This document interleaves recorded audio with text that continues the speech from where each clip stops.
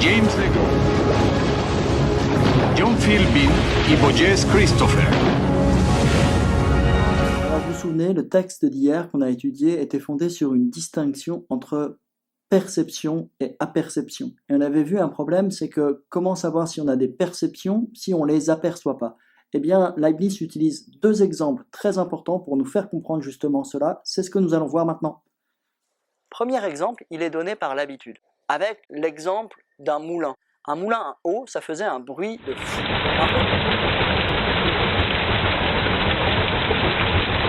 Un peu comme si vous étiez à côté d'un aéroport.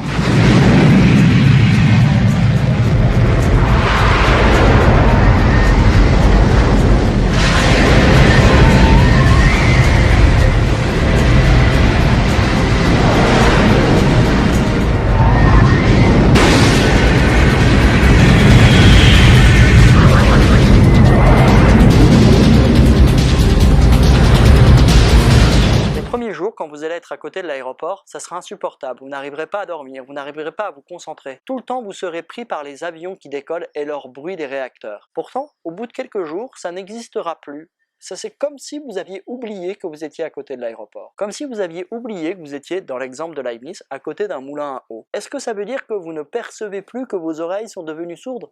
Non, bien sûr, mais l'habitude vous fait négliger ce son-là parce qu'il devient tellement habituel qu'il n'est pas significatif. Et ce qui prouve que la sensation est toujours là, c'est que n'importe qui vous fait remarquer ce son, alors vous le sentirez vous-même. Et donc ça prouve qu'il y avait bien perception comme oublié qui n'était pas aperçu. On pourrait donner un autre exemple pour compléter Leibniz. Peut-être qu'il vous est déjà arrivé de goûter un bon verre de vin. Bon, quand on n'y connaît pas grand-chose, on trouve ça bon, pas bon, c'est à notre goût, peu importe. Et puis voilà que vous allez boire le même verre de vin, la même gorgée de vin, mais avec un œnologue, un spécialiste de l'analyse des goûts du vin. Tout d'un coup, il va mettre des mots sur ce que nous percevons, des mots de sensations que nous connaissons. Belle robe vermeille, un peu violette, bel éclat, c'est un Bordeaux. Le vin, c'est la terre. Celle-ci est légèrement graveleuse, c'est un Médoc. Ce vin a profité d'une belle exposition sud-ouest sur un coteau de bonne pente.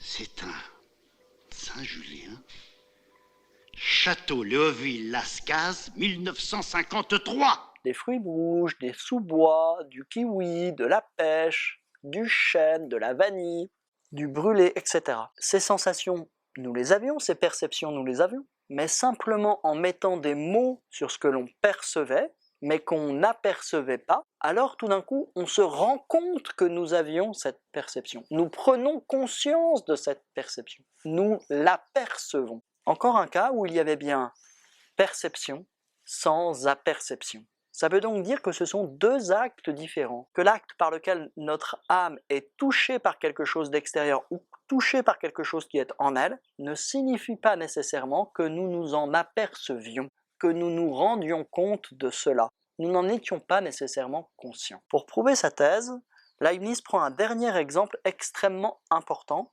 celui du bruit d'une vague. Vous savez, cette vague qui peut à la fois nous bercer ou en même temps par sa force créer une forme de sublime et de peur.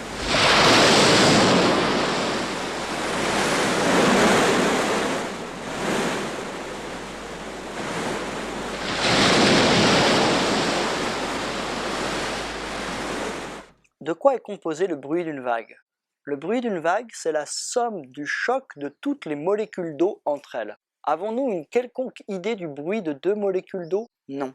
Évidemment, nous n'avons jamais entendu le choc de deux molécules d'eau. Donc on ne le perçoit pas? Mais attendez, si on ne perçoit pas le choc de deux molécules d'eau, et que la vague n'est que la somme des chocs des différentes molécules d'eau,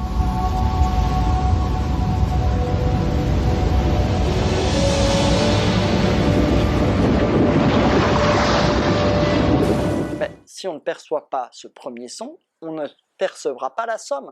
Parce que 0 plus 0 plus 0 plus 0 fois l'infini, ça fait toujours 0. Donc, si on entend la vague, c'est donc d'une certaine manière, nous avons perçu le choc des gouttelettes d'eau et que simplement nous n'en étions pas aperçus. C'est que nous avons perçu le choc des gouttelettes d'eau même si nous ne nous en apercevons pas. Et c'est la somme de toutes ces petites perceptions Il fait ce bruit majestueux de la vague. Autrement dit, notre perception est composée d'un très grand nombre de petites perceptions qui, indépendamment les unes des autres, ne sont pas aperçues, mais ce qui prouve que nous les percevons bien sans nous en apercevoir, c'est que nous percevons la somme de toutes ces petites perceptions et que nous nous apercevons du bruit de la vague.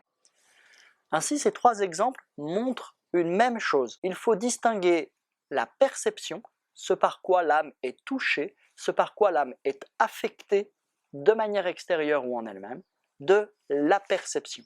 Il y a bien des perceptions que nous n'apercevons pas. Et si nous ne les apercevons pas, ça ne veut pas dire qu'elles ne sont pas présentes. Ça nous conduit à un problème colossal. Pourquoi ? Parce que si on dit qu'il y a dans l'âme des choses que nous n'apercevons pas et qui sont pourtant agissantes, c'est bien le cas des petites perceptions, c'est bien le cas des choses sur lesquelles nous ne portons pas attention, ça veut dire qu'il y a en nous des choses qui ne sont pas conscientes. C'est-à-dire qu'il y a dans la pensée des choses que nous ne pensons pas. Et ça semble absolument contradictoire. Soit vous avez une idée du théorème de Pythagore et vous connaissez le théorème de Pythagore et vous en avez conscience. Soit vous n'en avez aucune idée et vous êtes ignorant. Mais si vous en avez une idée, vous le savez. Peut-être faussement, mais vous avez une idée. Et donc vous le savez que vous avez une idée, vous êtes conscient. Et si vous êtes conscient de rien, c'est que vous n'avez pas d'idée.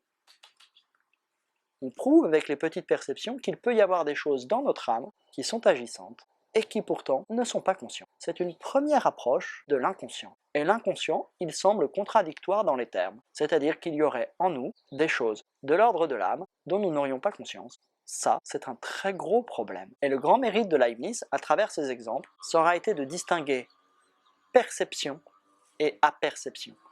Percevoir objectivement quelque chose s'en apercevoir subjectivement. Ça, la simple distinction des deux, conduit à penser qu'il y aurait des choses inconscientes. Ça sera le problème que nous allons étudier. Enfin, nous voudrions juste reprendre cette idée-là, mais il y a aussi une autre idée chez Descartes, nous sommes maîtres de nos pensées. Nietzsche va nous montrer que c'est absolument pas le cas. Si on n'est pas conscient de nos pensées ou pas de toutes nos pensées, et qu'on n'est pas maître ou pas maître de toutes nos pensées, qu'est-ce qui reste de Descartes ? Est-ce que c'est pas complètement faux ? Ça sera vraiment une difficulté qu'il faudra analyser plus tard. Ok, premier problème massif, c'est fait. Il y a des idées qui seraient pas conscientes, donc des idées qui seraient pas des idées qu'on connaîtrait pas. Or, connaître quelque chose, c'est avoir des idées. Bon, resterait qu'on serait peut-être maître de ces idées. C'est ce que nous voyons maintenant dans le texte de Nietzsche.